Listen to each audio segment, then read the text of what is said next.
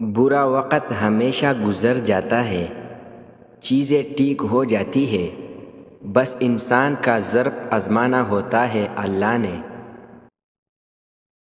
رشتے اور راستے تب ختم ہو جاتے ہیں جب پاؤں نہیں دل تک جاتے ہیں۔ جو تمہیں خوشی میں یاد آئے سمجھو تم اس سے محبت کرتے ہو، اور جو تمہیں غم میں یاد آئے تو سمجھو وہ تم سے محبت کرتا ہے۔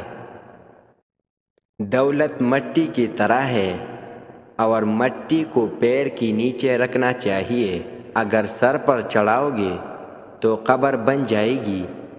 قبر زندہ لوگوں کے لیے نہیں ہوتی۔ اپنے اندر پرندے کی طرح عاجزی پیدا کرو جو آسمان کی بلندیوں کو چھو کر بھی اپنی گردن جھکا کر رکھتا ہے۔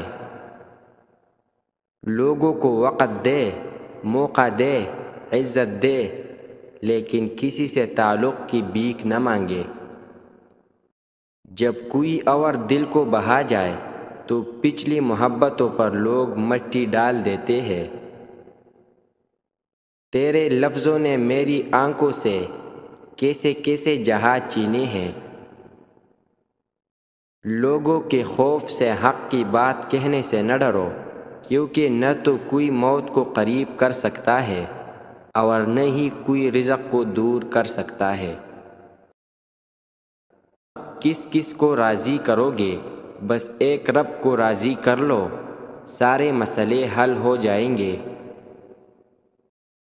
اللہ پاک جب مدد کرنے پر آ جائے تو لامعلوم سے ایسے سبب بنا دیتا ہے کہ نہ ہونا بھی ہونا ہو جاتا ہے۔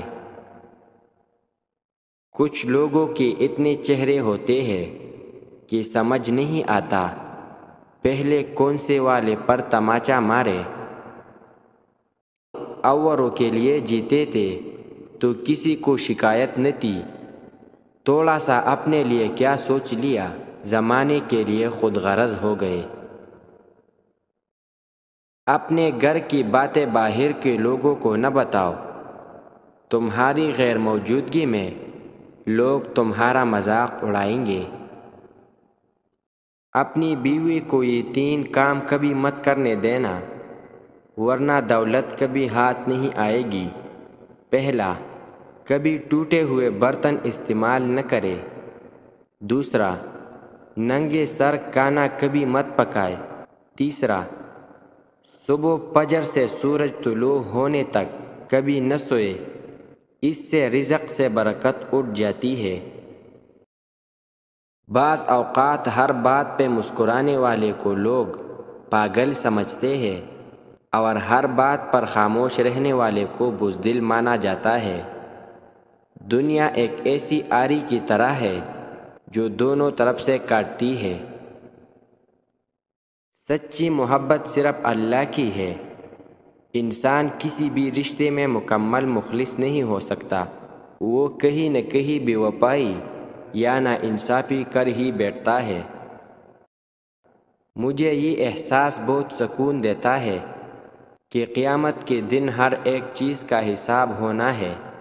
مجھے اب لوگوں کے دیے گئے دکھوں پر دکھ نہیں ہوتا، بلکہ ان پر ترس آتا ہے۔